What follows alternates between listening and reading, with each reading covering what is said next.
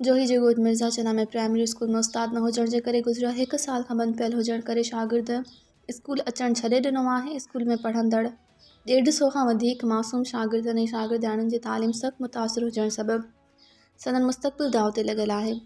School बंदि हुजण ख़िलाफ़ उस्तादनि जी मुक़ररी लाइ शागिर्दनि वालिदैन पारां स्कूल ॿाहिरां मोहम्मद रमज़ान चना, हाजी ख़ान चनो, इमदाद हुसैन ऐं ॿियनि जी अॻवाणी में एहतिजाजी मुज़ाहिरो करे मीडिया आॾो दाहींदे इल्ज़ाम हयो आहे त गुज़िरियल 1 साल खां उस्ताद स्कूल अचणु छॾे ॾिनो आहे। स्कूल खे ताला लॻल आहिनि, जंहिं करे पहिरीं खां 5 दर्जे ताईं जे 150 शागिर्दनि जी तालीम सख़्तु मुतासिर थी रही आहे।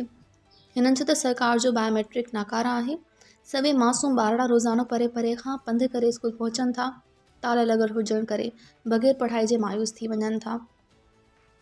मुज़ाहिरीन मसवारनि खां मुतालबो कयो आहे त ॻोठ जो बंदि पियल स्कूल खोलराए मासूम शागिर्दनि जो मुस्तक़बिल ऊंधाए थियण खां बचाए वञे।